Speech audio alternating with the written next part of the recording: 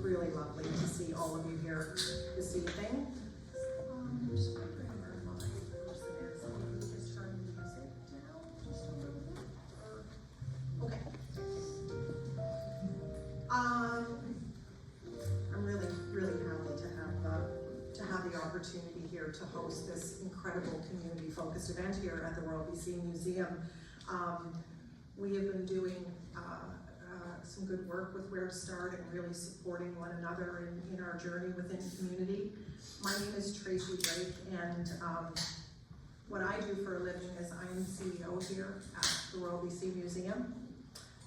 Who I am a mother of 4, I am a grandmother of 6, and I am an individual that is deeply, deeply rooted in community and collaboration. In fact, in my personal life, in the philanthropic work that I do, and in my management practice. So I was so pleased to be able to provide an opportunity to host this incredible event this evening, especially as it relates to diversity in motion. I was a speaker at the last event at the community center in Cook Street, and I was so thrilled by the connections in that room, by the authenticity and by the honesty that was shared within that room, that I was compelled to come back here and to continue to provide support to this incredible organization. As you know, tonight's event is about confidence and courage and community as it relates to diversity, how we look at diversity in different ways, and how we take that work and move forward. And I think when I think about community, I think about harnessing that power of diversity. I often say, and someone heard me say it already once tonight, but we are a cultural organization, and museums exist with and for and because of community and in the spirit of diversity and inclusion. We're going to hear from some really wonderful speakers tonight. I was looking at the lineup and I was really thrilled with some of what we're going to hear, and also some of the group work we're going to do. They're going to share personal and professional stories. And I would say that, make sure that you take time and make the space for yourself if you find any conversations particularly triggering. And one of the things we were thinking about, the team and I, was the vision of Where to Start, and their purpose to create this world where all self-identified women really feel confident and empowered to achieve their goals. And also, for me, how that reflects in community. Community is stronger when we are stronger together, and community exists when we do that with a space of tolerance and understanding and learning. So I'm really grateful to this organization, and I'd like to call on Where to Start Board Chair Kim Campbell to come up in just a few minutes. Sorry, I just wanted to introduce you. Sorry, I should have said that differently. And I do that often, so it's the way my brain works. But before that, what I very much like to do is introduce and call upon artist Joseph Danhauer, who is going to provide a territorial acknowledgement for us this evening. Joseph.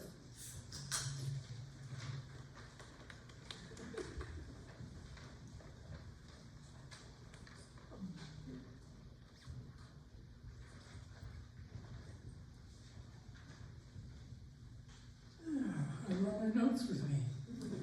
There was a time in my life there was no way you'd catch me up here talking to people anywhere near a podium or a microphone. All right, where should I begin? I'll start with Tumsing. Nawapamogina. That's Cree for welcome and I see you. My life in Victoria started about 70 years ago, living on the Lekwungen territory. So I'm here to acknowledge the Lekwungen speaking peoples of the Esquimalt and Songhees Nation. As well as that, because we're talking about inclusivity, inclusion, I'd like to add the Wasanich nations. Wasanich means raised up or emerging place. And those nations include the Malahat, Sycam, Sartlip, Sayout, Pakwachin, Sianu, Pachidat, and the Suk Nations. We're all brothers and sisters, and we all live in the same area. We're a stone's throw from each other, and it's a wonderful place to live. Like I said, Victoria is my home. I was born here, and I've left, but I always came back. It's my home for good. I got up earlier this morning, and I hadn't thought much about diversity. It's one of those words that sort of it rolls off the tongue really easy, like the word home, right? Diversity is huge. Home is huge, right? What I'll share with you, I'll just make this very quickly. Diversity, the definition of diversity that I read, they said variety, multiplicity, assortment, range. And the core value of diversity is respect, respecting our differences. 4 types of diversity: internal, external, organizational. I'm lost here. And worldview. Diversity refers to all ways in which people differ.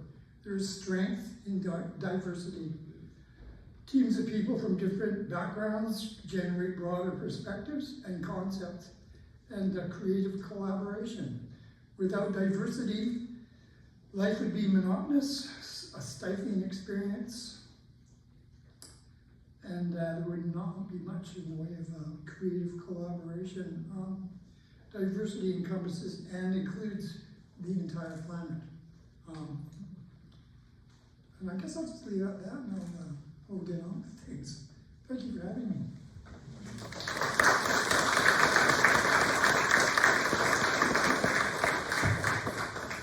Thank you, Joseph. And if I may, I would just like to extend my gratitude to the Lekwungen people on whose traditional territories we live and we work, and that we have this opportunity to meet here this evening.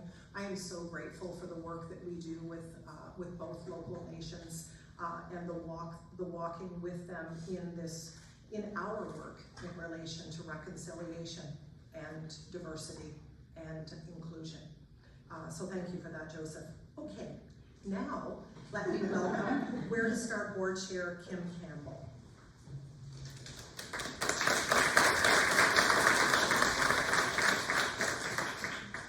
Thank you, Rosie. Thank you, Joseph.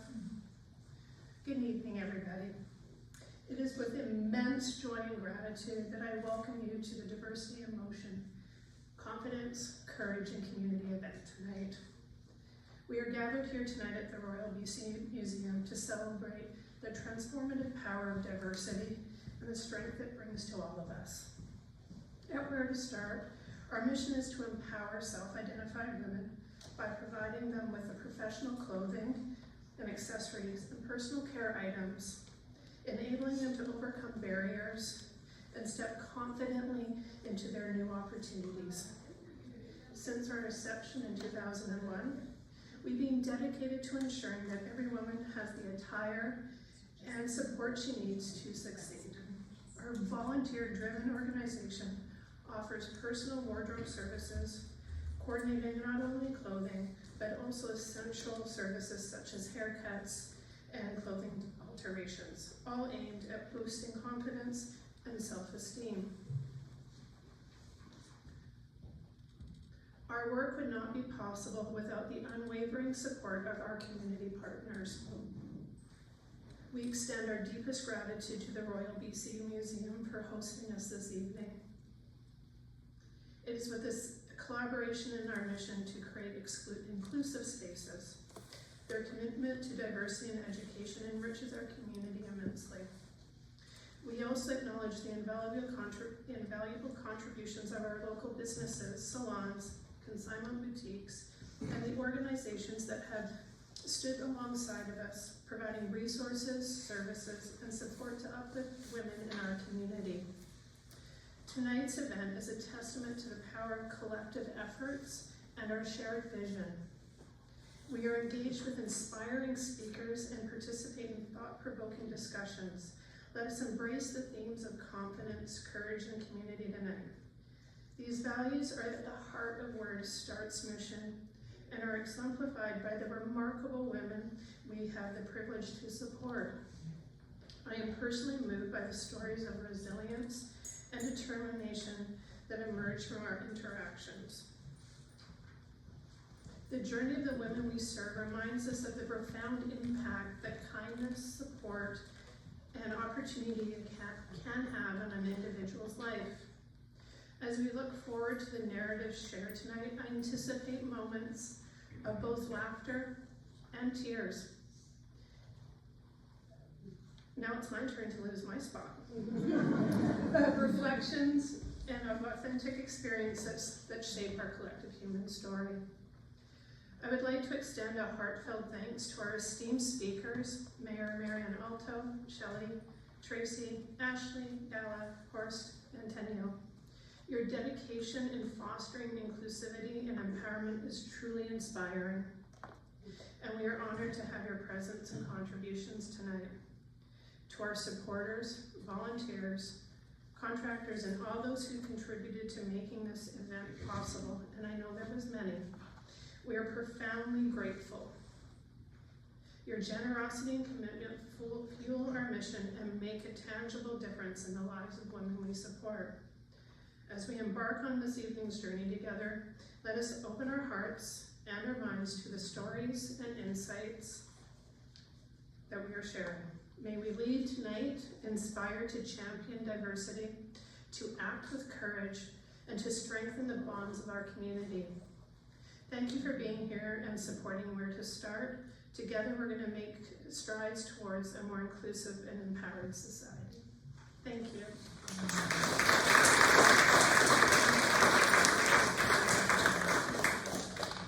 Thank you, Kim. You are so correct. The transformative power of diversity. It is truly in our hands to do that work and to lead that work. I moved here to Victoria from Ontario just a little less than 18 years ago, and I arrived in a city that I immediately fell in love with, and one of the reasons I fell in love with it was the people, how they showed up for one another, how they committed to community, and how invested they were in our future. And with that in mind, it is really my great pleasure to welcome Marianne Altosh, the Mayor of Victoria, a lifelong activist and also a champion leader who vigorously advocates for equality, for inclusion, and for diversity, not just for us and not just for this community, but in all parts of her life. Mayor.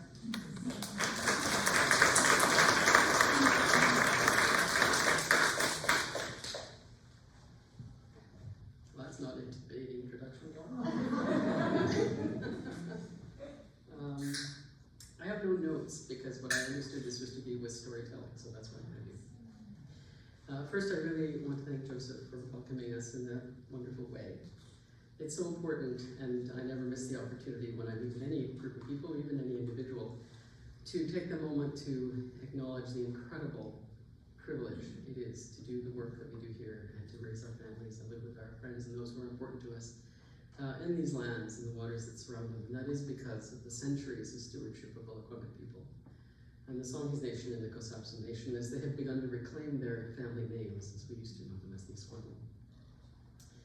It's been the honor of my service as a public official to navigate an incredible relationship with both of the nations and their leaderships and members. And I will say that when I first ran for local government, it never occurred to me that the thing that would be the most life-changing when my terms are up would be the time that I had the privilege of spending with the nations, because it has truly been us. So thank you. I should say my quote here. It's an amazing organization, and I want to thank the organization to start for all the work that you've done, because you've created an opportunity, a vehicle, a path, I guess, to allow people who need a little bit of reinforcement of the ability to believe in themselves, a path forward to find that place. I actually have to say it's completely ironic to me that a person who is fashion impaired, is here at an event which is prized, helping women dress the part. And I'm going to say that that's never been my forte. And in fact, my staff, when I first took on the job of being mayor, I was a councillor for a number of years. When I first took on the job of being mayor, I actually had to tell my staff in the mayor's office that I owned 5 identical black shirts, so that they wouldn't be too concerned that I always showed up in the same. So I appreciate the fact that for most of the world, it is important to have that best first impression. And maybe it's an outcome of my journey that I have come to a place of peace with the fact that I do not look like anyone who should be in public office. That being said, here I am. And so, just a quick sort of short-term version of the story, because it is a bit of an odd one. I never went to school as a young person, and my parents were Air Force people and retired quite young. And so when I was about 5, they took off. They never owned a house because they always lived in military quarters. And so from a car to a tent trailer to a little trailer to a van to a bus, that's how I lived until I was 18. And at that point, I talked my way into Lester Pearson College. And for some of you may know that's an international school not too far from here. And it was an extraordinary experience because there were people there from 45 different countries at that point, and 99.9% of them were brilliant academics and had an incredible background around community service, around social structures, around academic excellence, and I had an entire application of no. No, I've never done that. No, I've never succeeded in that. No, I've never even tried that. So let me tell you why you should take me. So they took me, and some years later I met the gentleman who was the chair of the selection committee. I went from the province of Alberta, that's how it worked in those days. And I said, why the heck did you send me to this place? I was absolutely the opposite of what you seem to want to know. But I went in the second year it was open. And he told me 20 years later that he sent me as a test. And that if somebody like me could survive and succeed, they knew they were on the right track. Which I thought was kind of interesting. Fast forward a number of years, and I went through a number of different careers. My favorite one actually top 3 was I was a cab driver in Calgary. It was awesome. I made a crap load of money, I have to say, in a short time. Wrote a book, which was kind of fun, and then did a bunch of other things. Finally went to university and took a Bachelor of Science degree in cartography, maps, spending 18 years wandering around in a car, that makes sense. Maps and natural resource management, and then went to law school. So in total, I've had my accelerated university, so I did it in 2 years. So in total, I think I had 6.5 years of academic schooling. You would think that, again, that would be like not a chance at all of you being in public office or doing anything useful. So after I went to law school, practiced for a while, had an epiphany, realized it was everything I hated. Came to Victoria and took a job as the executive director of the Women's Centre, which I did for 3 years and had the best time ever. I went from literally $193,000 a year to 18, best decision I ever made. Because that gave me an opportunity to begin to work with community. And it was through that I had the opportunity to do some incredible things with the women of Victoria. And it was all about learning and teaching about violence against women in a time when no one talked about it much. And I had the opportunity at that point actually to attend the first ever conference of women in Russia, in Eastern Russia, post-Soviet Union, to talk about violence against women, which is worth an entire evening. I won't bore you with the details, but it was truly a remarkable experience. And after that, I had a chance to be recruited as a political staffer for the then provincial government, who were the Democrats at the time. And I say that because that's such a weird job, that you end up in weird places. And I worked for a while with the Minister of Health as her political assistant, and we had a chance to do really amazing things. We brought in, for example, we legalized midwifery at that time, which was incredible. We brought in the first bubble zones around the abortion clinics. They were previously under siege. We did a whole lot of things that were just so profoundly oriented towards women's rights and women's opportunities and creating the opportunity for women to be safe and to discover who they were. And then I spent a few years in the Premier's office, where I had the chance to write the province's first HIV/AIDS strategy. Again, an extraordinary opportunity. And then I saw the writing on the wall. A premier came in who didn't want to do any more public engagement, public consultation, or social justice issues. And I went, time for me to exit stage left. And went into my own company and spent the next 15 years doing facilitation with nonprofit groups, a lot of women's groups, and a lot of small businesses, and some government folks who I charged 6 times what I charged everybody else. And that was a great opportunity too, because again, it was making connections in community. And then I had a moment of, I don't know, foolishness, and was convinced to run for council. And I come to that point because I think it's a great point to demonstrate how much things have improved in all of those years, and that's like the compression version of those 20 years that at other times I've been asked to talk about in more detail that takes about 3 hours. It's a bit tedious, but sometimes fun. The coming to that point of running for council was really important because in that campaign, which was in 2010, my opponent, it was a by-election, there were 11 people running for one position, and my chief opponent decided that the way he could beat me was to focus on the fact that I was a lesbian. And he continually went along in all of his materials to say, do you want this person in public office in a leadership position? To the point where he intimidated people so dramatically that I went pretty much unfunded. And my son, who at the time was 13, couldn't go to school. He was in public school because so many kids were harassing him about this mother, this various descriptions, that it was the time when we had to explain to him that this was just the way of the world in public office, and we had to figure out how to deal with it. But today, I get to stand here and I get to be the mayor. And so it's kind of a cool I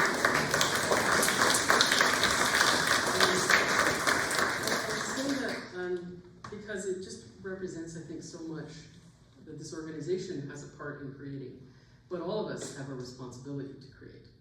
And that is that sense of creating safer spaces, not safe spaces, let's be clear, but safer spaces where people can discover their own courage and be able to make the determination about how much they could risk and for what. And I think as each one of us takes the time to make those discoveries and to make those decisions and those evaluations, we have the ability to share those stories with one another. And as each one of us discovers that space of courage, we create a little bit more space for the person next to us. And then that person creates a little more space, and then that person creates a little more space. And finally we get to a place where it's okay for someone like me to stand up here and make jokes about the fact that I don't know how to dress. And I've lived with the same woman for 35 years. And we have 2 children, 2 boys, who are incredible young men now. And we take great pride in that. And so I think the organization that's tonight gives each one of us a chance to participate in a way which has the ability to let us choose how deeply we want to be involved. Whether it's to give them money, do that. Whether it's to provide contributions in other ways, whether it's time or things or mentorship or opportunities, we get to choose. And we get to choose because somebody else did something to give us a little bit more choice. And so for me, standing here today, I get to be able to share this much of my life story in the hopes that what it does is it reminds you that the story of every person in this room is important. And the story of every person in this room should be shared because somebody else will learn one thing, maybe more, but at least one thing that will remind them that they too are as important as every person in this room. And maybe they will take some step of courage and share some aspect of their story that will inspire someone else, so that every group of women, every group of people who have, for whatever reason, been isolated, oppressed, downtrodden, stuck because of other circumstances, have a chance to see a way out. And the way out starts with people like you and organizations like this. I don't really have anything else to say. So it's a pleasure to be here. It is a privilege. It is the privilege of my life to be the mayor of Victoria, and I have to say that in all honesty. my campaign team used to really just kind of shrivel up when I said, it was never my lifelong dream. But I will say that every day I walk into City Hall with my secret little electronic badge, which I always laugh at because I always think, man, they still don't know who they're letting in here. But I go into my office and I think, what is it that I can do today? And at every decision I make, I think, is this going to move forward the intentional transformation of my city? And if the answer is even hesitating, I look at it again. But if it comes immediately to yes, then I run right forward and it doesn't matter what's in front of me. And I hope every person here feels that moment too. Thank you.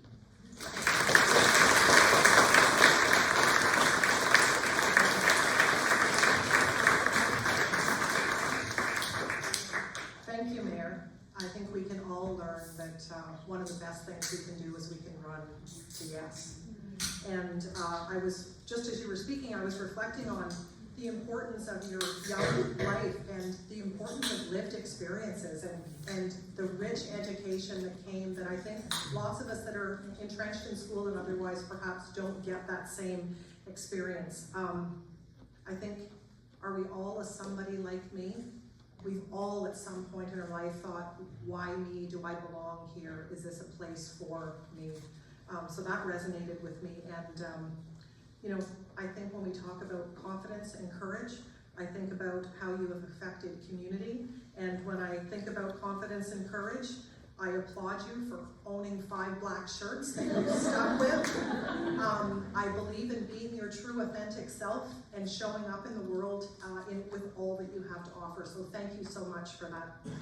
Our next speaker, just a little bit about Shelley DeMello.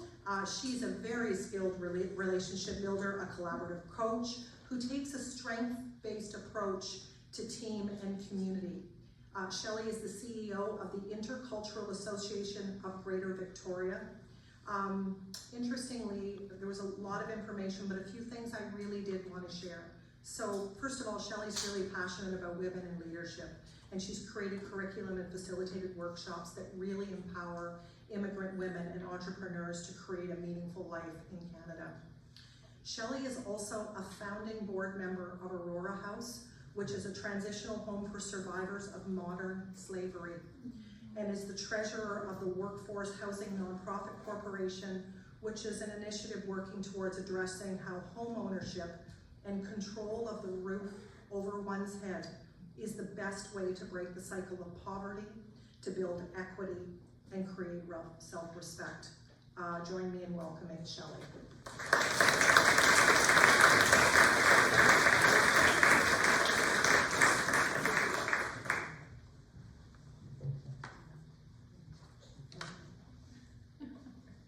Thank you. Good evening, everyone. It's a real pleasure to be here. Very honored to be asked to speak with you, speak to you tonight. Couple of things. I'm perimenopausal, so brain hot flashes. These lights are really bright. So I do have to read from notes these days, so please bear with me as I do so. And because I'm a visual learner, I do have some slides for those of you who might be like me, who need to see pictures and connect them to words. I want to thank Mayor Alto for her amazing sharing of her story. Thank you. I feel really privileged to have heard it. And to be in the room with so many of you here. I'd like to thank Where to Start, a very important organization to the work of the Intercultural Association of Greater Victoria. I've got members of my team here today from ICA, our employment team, who refers clients to Where to Start. And I think that's just an excellent example of how agencies and communities come together to support each other. So yeah, let me jump to our first slide here. So yeah, love to share a little bit about the ICA. As you know, I am the CEO at the ICA, and we're a social purpose organization. We work intentionally to create meaningful opportunities and a sense of safety and belonging for immigrants and refugees wanting to make Vancouver Island home. We are privileged to be able to do this work over the last 54 years, to be exact. And we strive to contribute positively, not only to the success of our clients, but to our wider community. So today's theme really sits at the heart of what the ICA does. Diversity in motion, confidence, courage, and community, the 3 C's, if you will. It's a call to action, right? It's a reminder that the strength of any community lies in the diversity of its people, the confidence they have in themselves, and the courage they find to act together. And that's really key to what would make us be able to overcome a lot of the challenges that we are facing and a lot of the fears that we harbor because of the narratives that are coming at us that say diversity isn't important or that diversity should be silenced. So today I want to introduce you to a core principle that I hope will transform the way we think about diversity. You belong to me, and I belong to you. These words, rooted in a deep sense of interconnectedness and mutual respect, serve as a reminder that a truly inclusive community, that we are not just individuals, we are linked, we are bound by a shared sense of humanity and a common purpose.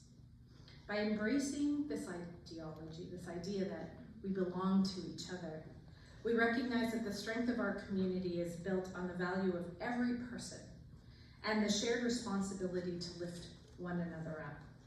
When we operate with this mindset, the work we do becomes not just personal success, but collective thriving. So, as we embark on this journey toward a more inclusive society, as we have conversations and we hear from each other tonight, we are facing resistance, a lot of resistance. In present times, the very concept of diversity has been challenged, framed as woke. It's meant to be divisive. We've heard the arguments that promoting diversity and inclusion is somehow threatening to the values of society, that it's gone too far, or it has lost its way. But let's be clear. Diversity is not up for debate. It's here. It's here in this room. It's even there with those who feel that it's necessary to put it up for debate. They're diverse themselves, are they not? If I rule the world. I don't want to actually rule, but you know what I mean. So we cannot allow the forces, ultimately, we cannot allow the forces of division to undermine the truth that every person, no matter their background, their identity, or experience, has a rightful place in this world. You belong to me, I belong to you. It's not just a feel-good statement, like elbows up. It is a truth that transcends trends, political sentiment, political movements, and fleeting controversies. It's meant to distract us. Diversity is about our shared humanity, and that is a conversation that cannot and will not be silenced. And so events like the one we're here at tonight is an example of the fact that it's not about to stop us. We understand it. So let me share a little bit about ICA. So ICA got its start as Folk Fest here in Victoria. Back in 1971. I was born that year. So it feels really privileged to be as old as this organization, and I don't mind sharing my age. I've already talked about perimenopause. What else can I tell you about me? Diverse community members from all countries across this globe gathered to share their stories, their music and dance, their food, their cultures. It was all done in an effort, in a hope that we could find our common humanity. That it wasn't differences that separated us, it was our similarities. It was our hopes and our dreams. And that festival, at the height of its popularity, was a celebration, a testament of the diverse and vibrant cultures that intertwine with each other here on this beautiful island and across this country. And so our purpose is, yes, as a non-profit charity, is to support the full integration of newcomers, immigrants, and refugees into the social, economic, and civic life of the capital region here in BC. And so, if you go to our website, you'll see our impact report. And it will highlight, well, our impact. But what I can tell you here is that despite all the glossy, prints and so on and so forth, at the heart of our work and over our history, we have helped over 100,000 people settle here on the island and help them to make it home. They are your local teachers, your politicians, your business owners, your tech professionals, your healthcare professionals, you name it. They're your neighbors. They play pickleball with you or volleyball. They're, in your arts and crafts clubs. They're your neighbors. They're in your backyard, in your front yard. They're beside you. And so again, you belong to me and I belong to you and we belong to each other.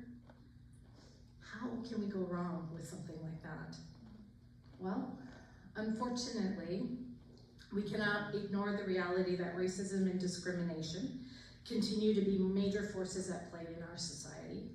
These toxic forces dehumanize individuals. We are then able to other each other out of fear because of scarcity and austerity. And it begins to marginalize entire groups, and it perpetuates division. So whether it's systemic racism that keeps people of color from access to equal opportunities, or discrimination of immigrants facing racism simply because they're seeking a better life, these injustices deeply impact our ability to build truly inclusive communities. And so racism and discrimination foster fear, hatred, division. They create environments where individuals don't feel like they belong. And even though they should, the pain and the damage caused by these injustices are real and far-reaching. And so ICA has spent quite a bit of time gathering data, speaking out at different points in time in our history. And as a result of that, we've developed curriculum and programs to help community members speak up through our Upstander Bystander program and through our Tools for Equity program, working with communities, working with businesses on the ground with each other, so then that way we could reframe and reshape the conversation. And so this slide, I love this slide because it asks us, how are we stepping into this space? And so, I don't know, I know I'm going to preach to the choir here, but I think I need to say it, right? Which is, we must stand firm in the belief that diversity, equity, and inclusion are not optional, right? They're foundations of a thriving society. When we allow racism and discrimination to persist unchecked, we undermine the very concept of community. We deny people their right to belong, to thrive, and to contribute. But when we confront these forces, we strengthen our communities and affirm, again, that we belong to each other. And so I'd love to share a little bit about a program that we've just launched. And the museum hosted us a couple of weeks ago at the launch of the I'm Not the Immigrant You Had in Mind. And so one of the most poignant and powerful ways diversity manifests itself is through the immigrant experience. Immigrants, those who have come from far-flung corners of the world, bring with them not just their skills and labor, but their hopes and their dreams and their histories. They bring new perspectives and innovation and vibrant cultures that enrich and transform the places they call home. And yet, they too often find themselves on the receiving end of skepticism, exclusion, and at times outright hostility. So we must challenge that narrative because they are vital parts of our community. They are our community. They're not even chunks or parts. We're all in it together, right?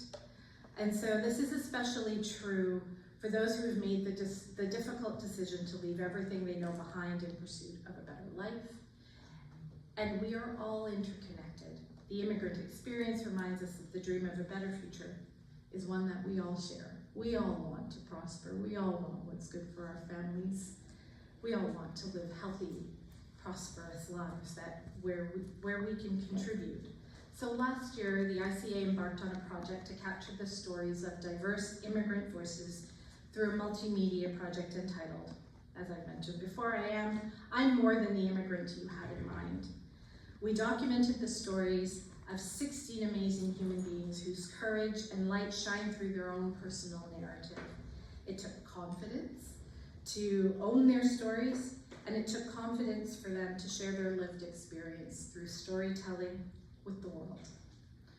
And so we gathered today to explore this concept of diversity in motion. And so let's start with this confidence. We all come from different cultures and life experiences, and it is often that sometimes those differences make us feel isolated, maybe sometimes misunderstood. Sometimes we ourselves don't feel like we belong.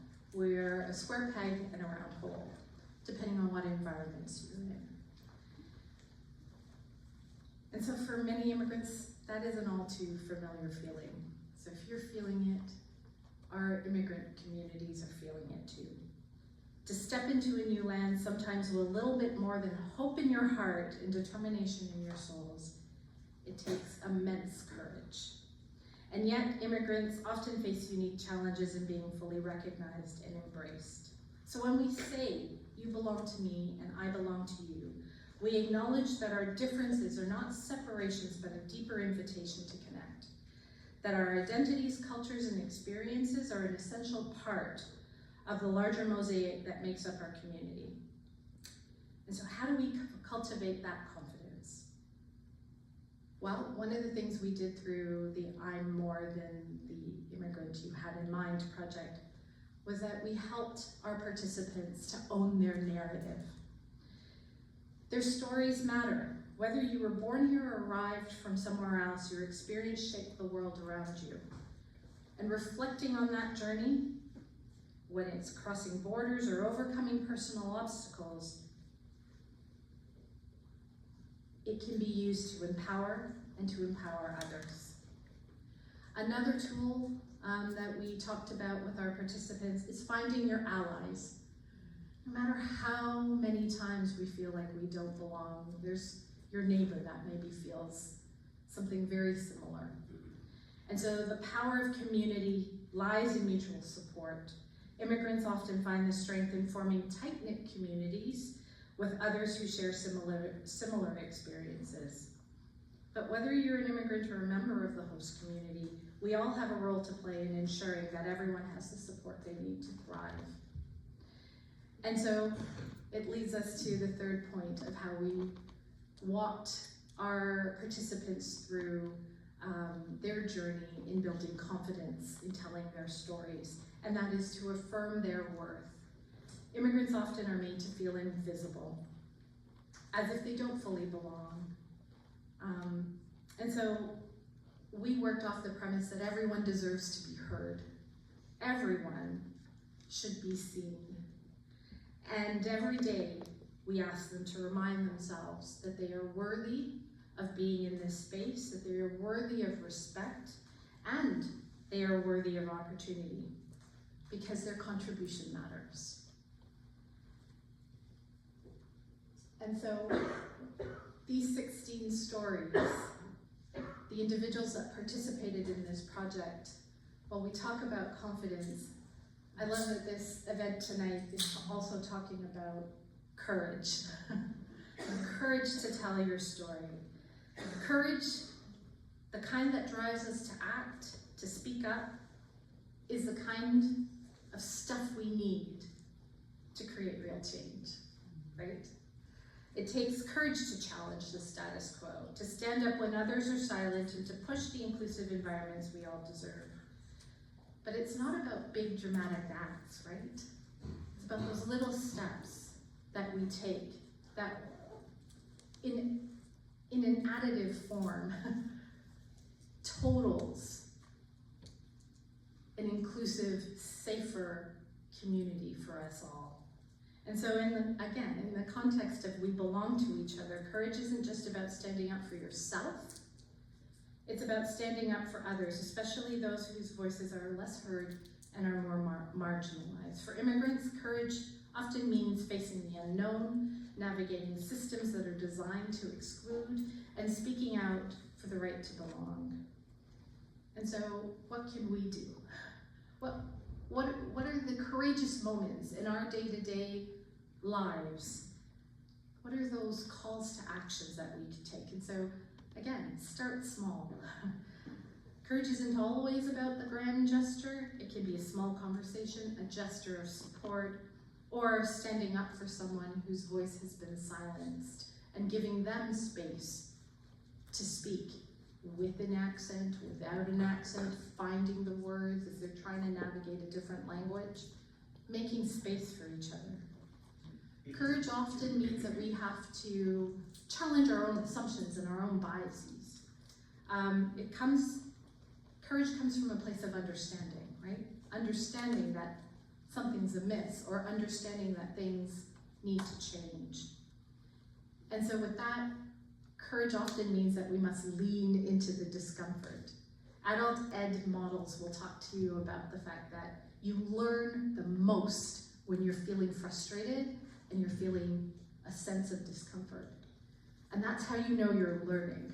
If you're just sitting back, I'm relaxed, I'm on vacation in the classroom, maybe you need to challenge yourself a little bit. And so this leaning into discomfort is where your biggest growth will happen. And so community connections, community, and one of the last C's that we were talking about here today is at the heart of our gathering. It's the idea that we are stronger together. Diverse communities don't just happen, they require intentional cultivation. And so if we belong to each other, we begin to understand that community is not a collection of isolated individuals, it's a living, breathing organism that thrives when each person contributes their unique value. And so how do we build this community? We listen with empathy. And so that means that we hear people's stories, their challenges, their hopes, their dreams. Empathy allows us to form deeper, more meaningful connections with each other. And it's especially important for immigrants who often feel they are still learning how to navigate their new world. Fostering collaboration. I spoke about, the work we've done with Where to Start, and the work Where to Start has done with ICA, and with the museum, and with the mayor's office, and with countless others in this room. We share our resources, not so we, our own organizations or us individually can thrive, but so that we can all thrive. And then finally, leading with purpose. When we lead by example, others will follow. And so this idea that diversity is up for debate, is it? No, it isn't. And it shows up in how we lead our lives on a day-to-day basis. And then finally, creating these safe spaces or safer spaces. Truly inclusive communities are ones where people feel that they can express themselves. That means policies need to change, practices need to change. We need simple gestures of kindness, and we must ensure that every person in the room knows that their voice matters, that they are seen. And so I'd like to share with you some quotes from the stories that we captured in I'm More Than the Immigrant You Had in Mind.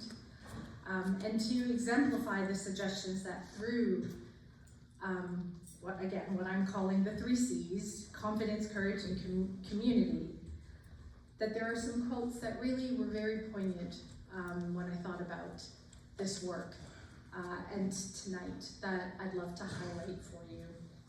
And so first up of the 16 is Fayez Nadiri, and she's a student, one of the youngest of the participants in the project, and she's from Afghanistan.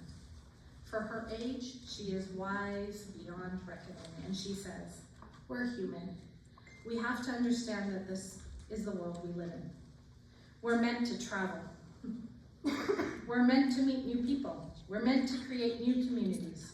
We have to understand that we are just like everybody else. I just hope people can hear my voice and be like, yeah, she's right. I can do it, yeah."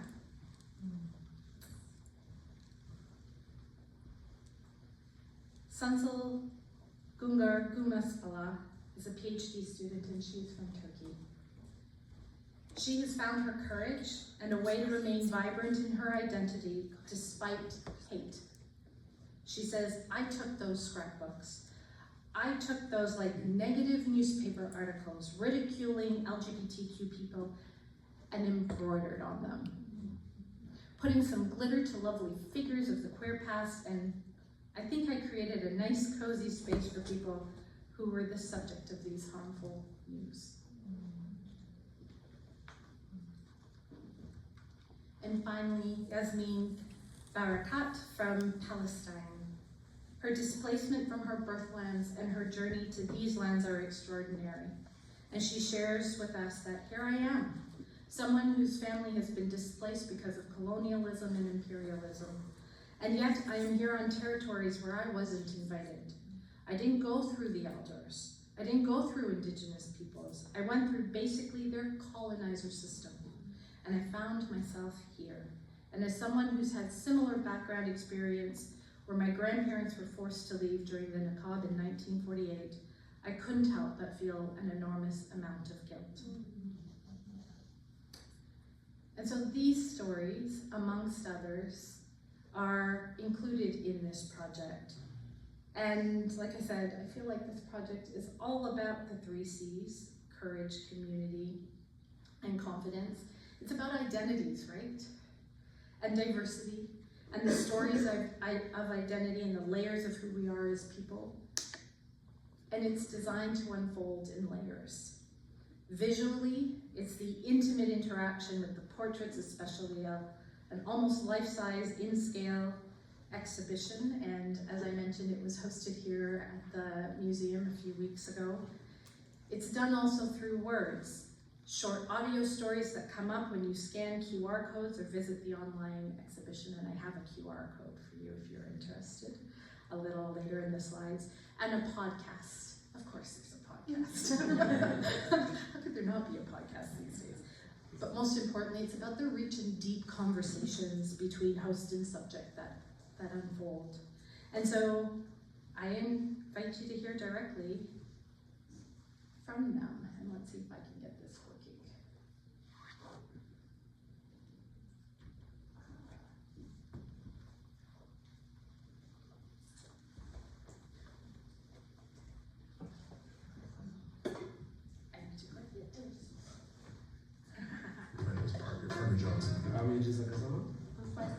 Shema Celestin, Alejandra Lara, Diovash Madani.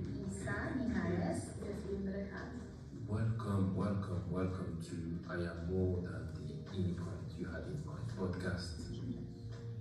I'm your host Yannick Orobambe, and in every episode we dive into the powerful, often untold stories of immigrants who are shaping this country and beyond. Stories that go far beyond the stereotypes, the labels, and the quick assumptions we often make.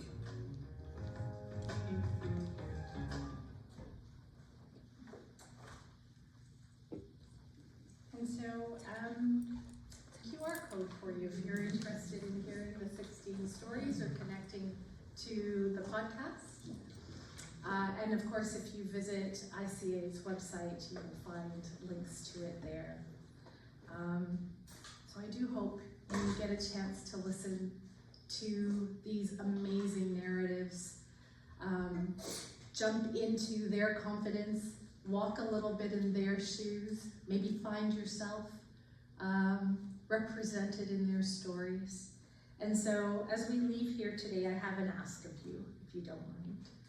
I ask each of you to reflect on one thing you can do to contribute to the creation of a more inclusive space, wherever that might be. It might be at your work, it might be in community, at your kids' schools, it might be in your faith communities, it might even be at home. Maybe it's stepping up to have a difficult conversation. Maybe it's offering support to someone whose voice isn't being heard, or maybe it's a reflection on your own biases and pushing yourself to lean into that state of discomfort. The truth is, we are all in motion. Our communities are constantly evolving, and we have the power to steer that evolution towards something better. By nurturing environments where confidence, courage, and community thrive, where we understand that you belong to me, I belong to you, we belong to each other, we can create spaces where everyone feels empowered to be their authentic selves and contribute to the common good. Thank you.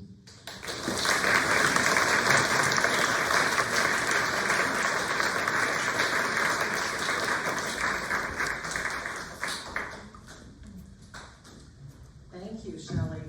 That was really informative. I really appreciate you taking the time. I just wanted to say, when we made the decision here at the museum to bring that exhibit into Clifford Carl Hall, we were really astounded by the learning that took place within the organization, the conversation that people were having, people of all ages as they stood within and interacted with that space. So we're really appreciative of that. A couple of things I was going to say that I was thinking about. First of all, I grew up in a family where my parents were very service and community focused, and my mother used to explain it to me this way. Community and people that you interact with in community are no different from your family at home. You may have disagreement, you may not agree with your parents, you may fight with your siblings, but you come back to a place of communal love and respect. And I grew up in a home that regarded community in that way. The other thing my mom often told me, and I think perhaps a lot of us have heard this, but she would challenge me to show up in a way that was supportive of those around me, in my community, in my circles, even when they weren't in the room. To have the courage to speak and to be bold in my support of those around me. Those are the things that I do to show up. And yeah, diversity is not an initiative, right? It's not a project. It's not this time-stamped thing that, you know, as we put emphasis on it within community or within government or within business, it is something that is required and it's non-negotiable. And it is something that must be woven into the fabric of our everyday lives. So thank you for that. Up next, I would really love to introduce Tennille Geib, and I hope did I say it? Good. So Tennille is an intimacy coach, sexuality educator, and artist who really helps others navigate queer, trans, polyamorous identities, and award-winning consent advocate and author. And we were very, very honored and pleased to have Tennille bring her special version of slow burn dating here to the Royal BC Museum in the past, but also we're going to do a few more sessions in the future. And it really has, for us as a community, opened the conversations that we have here and how we look at diversity. So please join me in welcoming Tennille.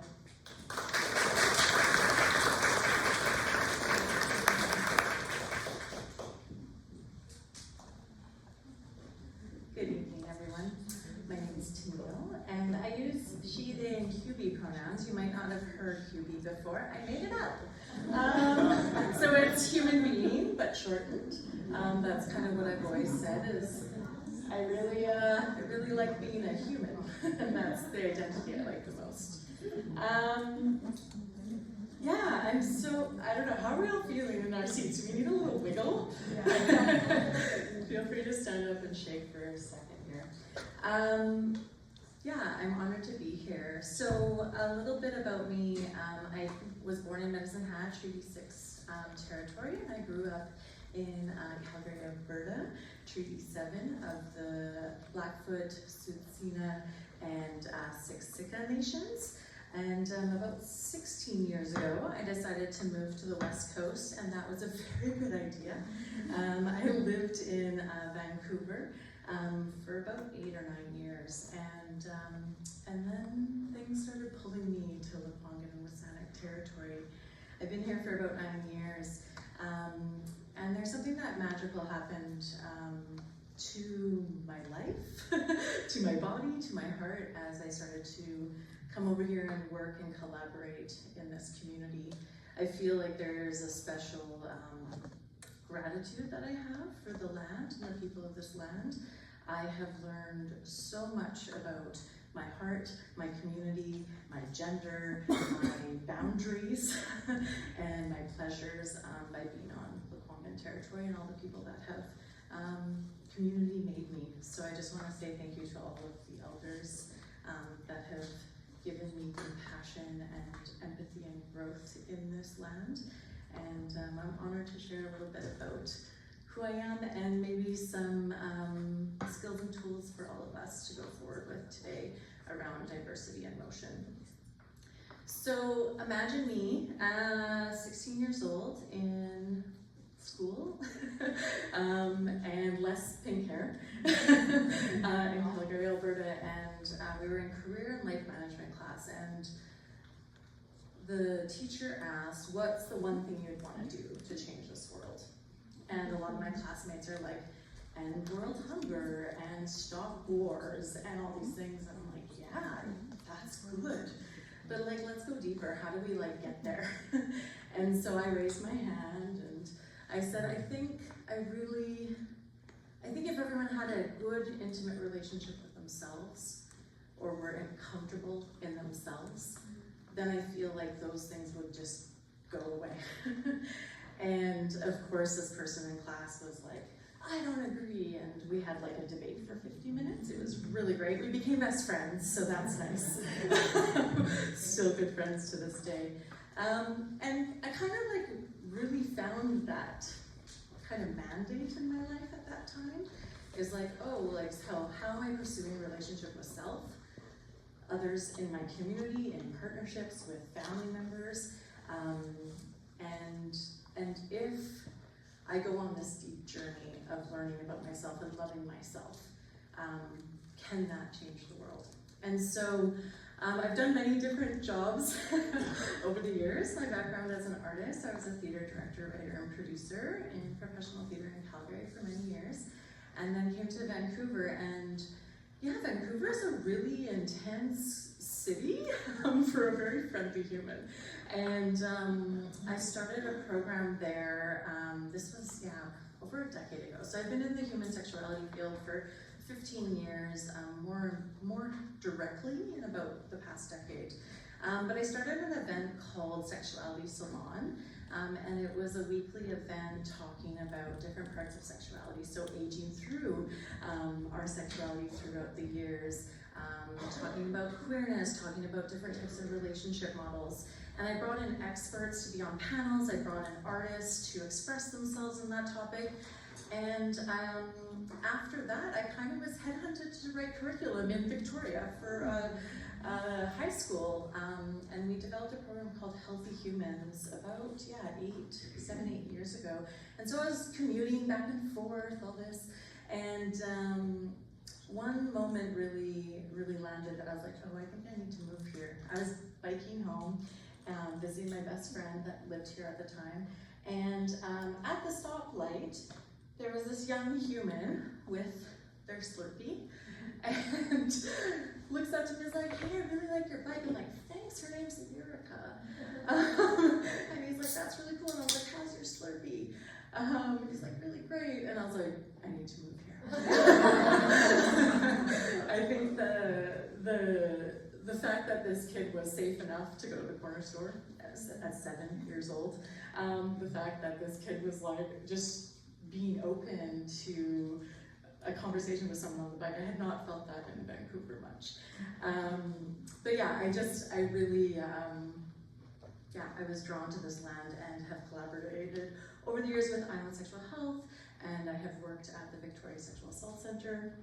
I was the first consent captain at the Victoria Event Center. RIP, it closed down this past year. It's really hard to find spaces to gather in community.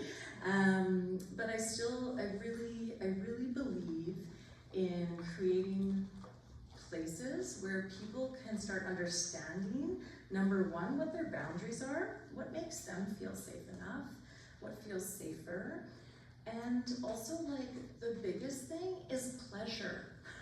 What is our relationship to pleasure? I really think about, when I've had my nieces and nephews around and younger kids in my life, before the age of 5, like we're all acting on pleasure. Like, what do I want? What do I want? Right? And it's usually we'll stop if we accidentally hurt someone and be like, oh God, someone's crying. I should like learn my actual boundaries on hitting maybe a kid. Or like, oh, I'm hungry, I need to eat, right? But I think like inherently as humans are born into play and pleasure and connection. And so, observing that and learning that about 8 years ago, I went on a pleasure journey I wanted to do a year where every day I led with pleasure in my life, and I got to 265 days, which is pretty impressive for a person who's neurodiverse. And a little less organized in that way. And I learned so much in that year. If I looked at my day, and being like, okay, like how do I pick a moment to be in pleasure with myself or connection? Would it be like, having some strawberries and just going to a nature moment? Is it doing art? Was it doing like restorative yoga at home? And I was also doing a photo series along with this project. But I really learned about like, when do we stop having a pronounced relationship with pleasure? And I think it's when we start going through institutions, right? When we go to kindergarten, it's like, okay, we got a year, maybe a year and a half of play. And then after that, we start being like, okay, you can play only in recess, okay? And then we have these cultural, in the Western world anyways, in our capitalist society, and colonized society, you're allowed to have pleasure when you work hard enough. Or that pleasure is frivolous, right?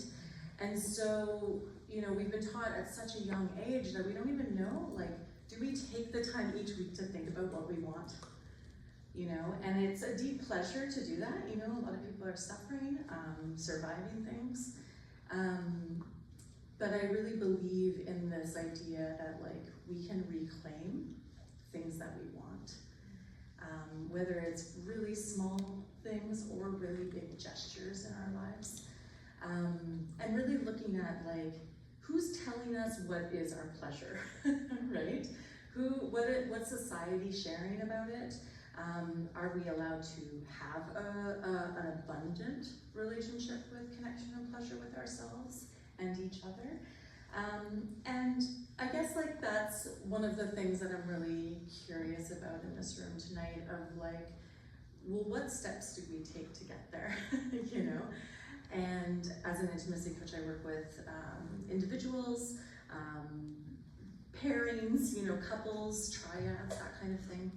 And it's really tuning in to the subtle, right? If we have 5 minutes a week, can we start saying like, what are our dreams tonight? What do we want to indulge in? What do we want to care for? And I think that like, when we give ourselves acceptance and time, energy, and maybe even a little about like our finances when we have it, to prioritize that. I think when we have deeper, intimate relationships with ourselves, we can connect with a larger community and feel more resourced.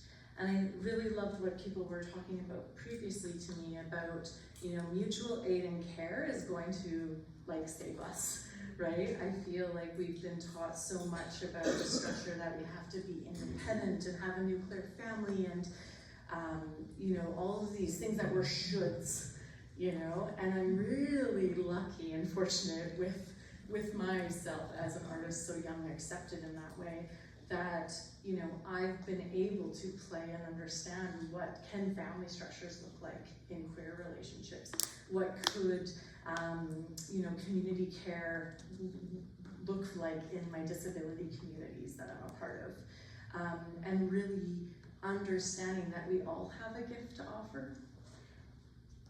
But the trickiest part that I've been learning the past 6 years is how to receive the care, right? And I was like, yeah, okay.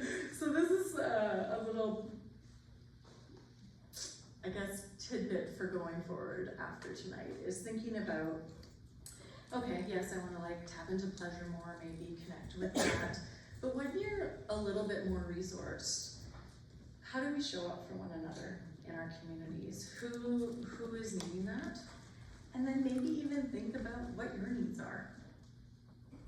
You know, I think we've gotten so many messages over the years, especially socialized female folks, that your needs aren't, like, they're the ones that put on the back burner, right? So when I'm talking about pleasure, I'm talking about even like your wants, but what are your needs? And how can you resource in your community to ask for your needs to be met? I would say start, if you've never done this before, or it's like, nope, that is not safe. I know there's people that are beautifully like surviving things that are hyper vigilant, and it's safer to care for ourselves, and that is it. And I love your journey, and I honor where you're at. If there's places where you can be humble and vulnerable with people you already have trust with, people really want to show up for you. You know, you think about yourself and you're like, okay, well, I can help my friend Sally on Saturday with her move, and I can show up to this theater show for my friend, and I can volunteer in this way. It feels good to show up for people. And I want you to give your community a chance to show up for you. And I think it's really hard sometimes to do that, but I always start asking at low risk things, right? It's not like we have to be like, okay, I need this, this, and this, who's gonna help me, what's going on? You don't have to have that confidence built up yet, right? It takes time. But if there's something small that you're like, oh, I think I really do need some love and care and attention in this way. This is where like that bravery, that courage can come up and be like, I think I'm gonna ask this friend. And you know, that's like in consent, you can hear their no, they can say yes. But if we're not even giving people opportunity to say yes to us, it's almost like we're not giving them the consent to show up as well, right? So in interdependent communities and mutual care and mutual aid, it's a really beautiful thing when we can be vulnerable and say, yeah, I think I really do need this. I need someone to come cook for me this week because like, I've got so much on the go. And people would probably love to do that with you, right? And then in a couple months, you're building this resiliency and this community care. Maybe that person that came cook for you is, you know, had an accident on their bicycle and they need some help getting around the house or resourcing things off Facebook Marketplace for their new place or whatever it is, right? So like if we are humble enough to be brave, to show up and ask for our needs to be met, it can be really powerful. I'm just like really grateful the past 2 years. I've gone through a period of deep grief and healing from surgery that did not go well. And I just actually had, like, it wasn't this intentional, oh, I'm going to now let people help me. It was like, actually, I have to. And it was pretty uncomfortable for my Aries independent self. But like, I just learned so much more in those past couple years of like, oh, like I can let people care for me.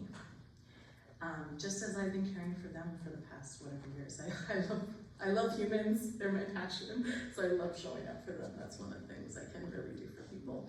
But to actually open yourself up to have that happen to you is really powerful. So those are the two kind of messages I want to share with you and welcome you and invite you to think about your relationship to pleasure, and do you give it enough attention in your life? And then building resilient communities through mutual care and aid, and that you are a human and it's okay to have needs, and it's beautiful that you have needs. And when we are brave enough to do that and share that with folks, a lot of community magic can happen in that way. So yeah, thank you so much for hosting us tonight, and what a beautiful, beautiful offering tonight. And yeah, if you want to say hi at some point, I love meeting everyone. It's always so funny. It's like, oh, I heard you. I'm like, but I want to hear your story. So please come up and share a little bit about yourself later. Thank you so much.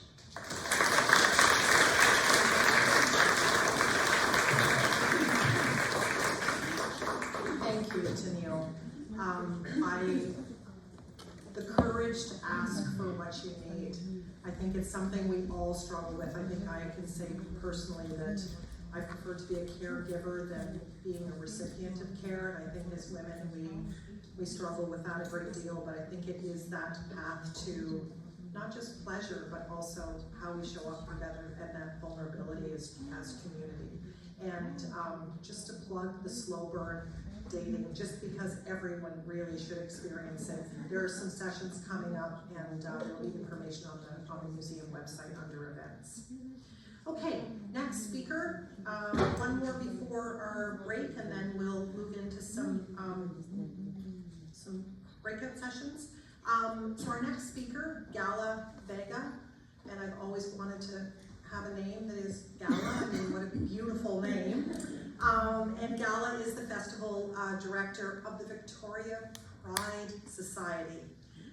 She is also co-producer and founder of the International Isle of Teas Burlesque Festival, exciting, and has been involved in the local drag and burlesque community for almost 10 years and has performed all over Canada and the US as a solo performance artist and member of the Cheesecake Burlesque Review.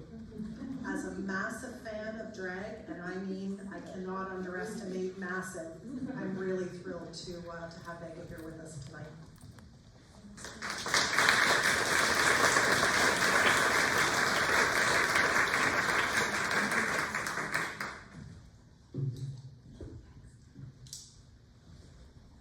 Just a note on my name, I made it up. You can do that. You can be whoever you want to be. I'm not a public speaker. I'm a doer. I enjoy creating spaces and experiences for people, but public speaking is not something I am used to. However, I am giving it my best shot. I'm comfortable on a stage, but not with a microphone. I am an event and show producer with over a decade of experience of creating safer and inclusive spaces for the general public with a focus on 2S LGBTQIA+, and gender, sexual, and relationship diverse communities, also known as GSRD. 3 years ago, I began to work with the Victoria Pride Society as an assistant festival director, and for the past 2 years, I have worked as the festival director. I began my career path about a decade ago at the age of 35, a bit of a late bloomer. I started as a hobby and with a drive to provide spaces for performing arts communities to present their works. I worked a lot with Tennille at the BBC, and also very sad to have that space gone, as well as many more of our performing arts community spaces. But we are still finding ways to thrive and present our art.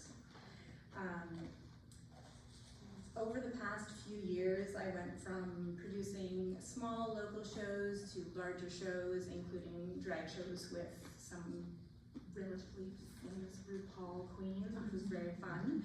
And then to co-producing an international multi-day burlesque festival that brings in folks from all over, I think as far as Australia was our furthest.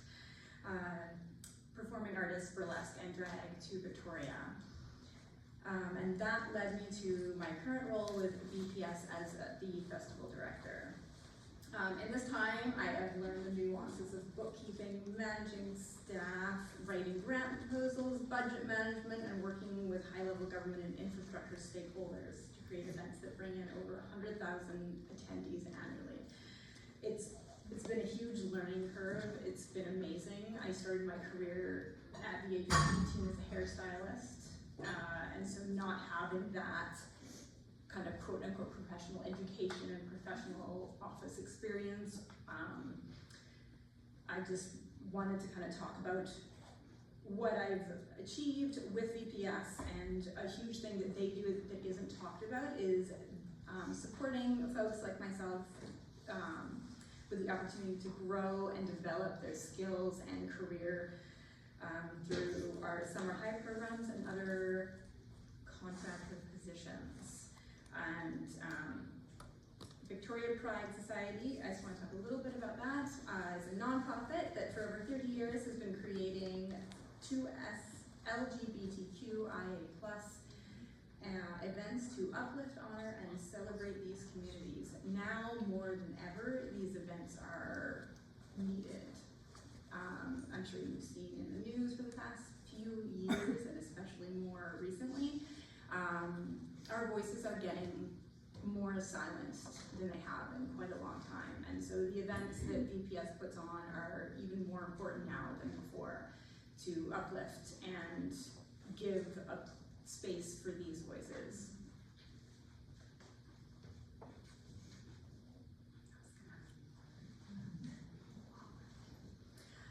As the festival director, I work with the guidance and input of our board to create events that highlight our local performing arts community with an emphasis on inclusion and diversity.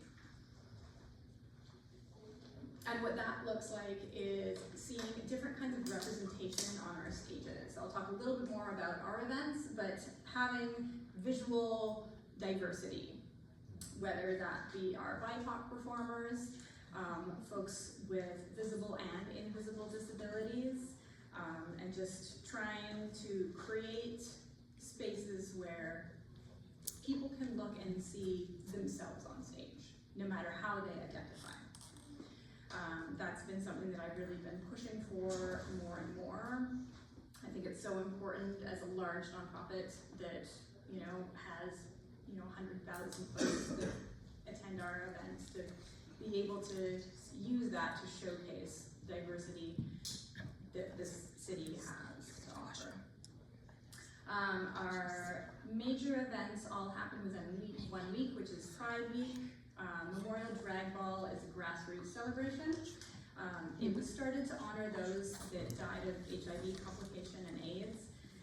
This event has been going on for more than 30 years, and it's one of my personal favorites to attend. It's a community-centered, lighthearted game of, I'll just say, baseball,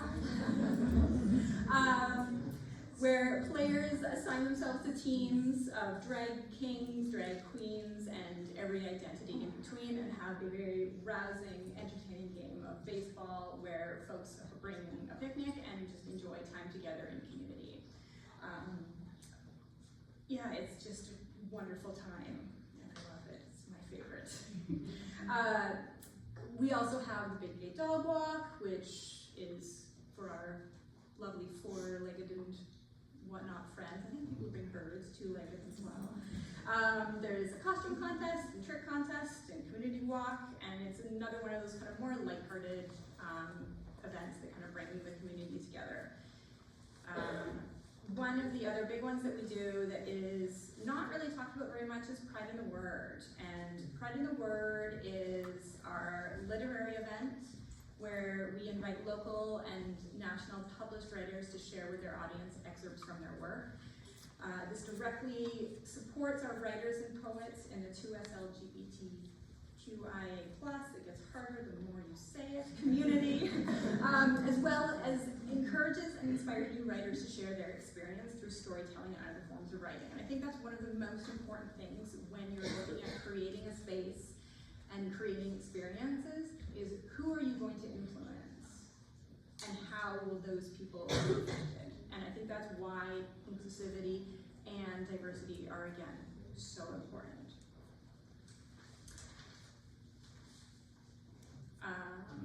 We also have our Pride Parade, which is one of our more, our bigger events. It's got 140 entries. It's one of Victoria's largest parades, and it's always a very colorful and exciting experience for the whole city. We're working to create this year to be a more accessible route and more accessible viewing areas. There's been a lot of talk about diversity, and I want to also just talk about accessibility as well. And I think that's a really, really important key factor in inclusivity and diversity. Accessibility being a huge one that we have to admit in our lives. Eventually, all of us are going to have to deal with one or more kinds of inaccessibility in our lives, whether it's now or whether it's as we age. And so, as a whole community, accessibility should be a lot more important. So yeah, we work with the Disability Resource Center to bring more. Every year, we're hoping to bring more and more different forms of accessibility, including ASL interpreters, more viewing platforms, and many other things. Charging stations for mobile accessibility. But yeah, that's one of our big things with the Pride Parade, is making it more accessible.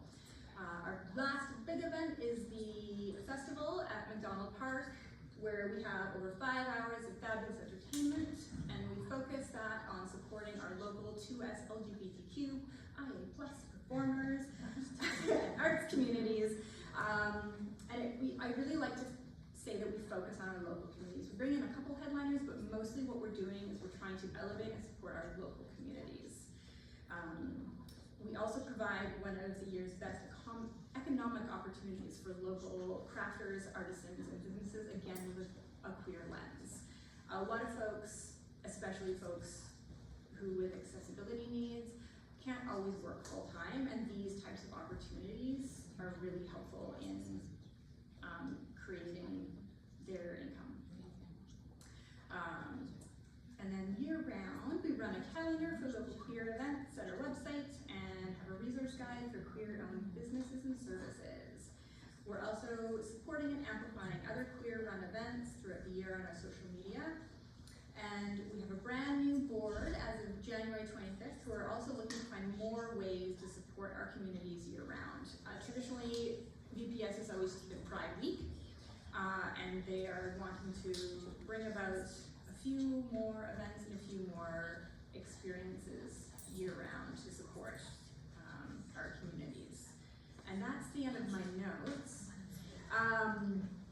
Yeah, one thing that I always like to touch on as far as Pride goes is we always like to talk about Pride as a celebration and something to rejoice and enjoy, and everybody, gets to come out, allies get to be like, woo, drag queens! But what I really want to talk about is Pride started as a protest, and I think that's really important, and I always get teary. I think it's really important to remember, and also our relationship with a protest is, of course, law enforcement. And just thinking about how different members of our society, deal with the threats of government and law enforcement around their identities, whether they are visible or not, and kind of centering that around a part of accessibility, which it may not quite fit under that umbrella, but making accessible spaces that are safer, and that doesn't necessarily mean making them safer in a traditional way, because some people don't feel safe in that more traditional way. But yeah, just thinking about Pride as a protest, and also thinking about what those people that began this protest that is now turned into a celebration is predominantly trans folks, BIPOC folks, and sex workers.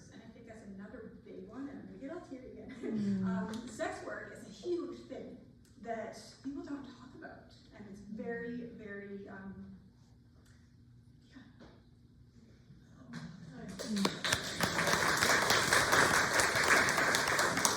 it's very important to understand that it's such a huge part of our community and our history.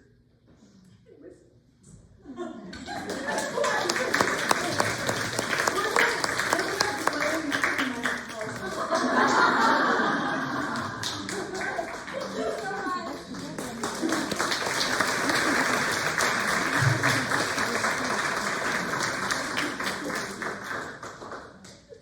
You had nothing to worry about. You are an exceptional speaker, and I think because you speak with such vulnerability and from the heart, it creates an opportunity for all of us to be in that space with you. I loved what you said about creating space for all voices. I think that's something we can all aspire to create within our communities. The museum's really, really proud that we're going to be taking part in the upcoming Pride Parade again. And this is the first time we've been absent from it for a number of years. It is our commitment back to community, and I'm really proud of our team that's going to be doing that work, but also the partnership with community and with BPS. Okay, we're gonna get up, take a break. Meet someone you don't know, I would suggest. It's always great. One of the things I was reflecting on what Shelley said, and that is, we are a new community here tonight. We are a community and we belong to one another. So get to know someone you don't know. It's gonna be a fairly short break, and we'll come back and we'll work on some breakout exercises. So thank you.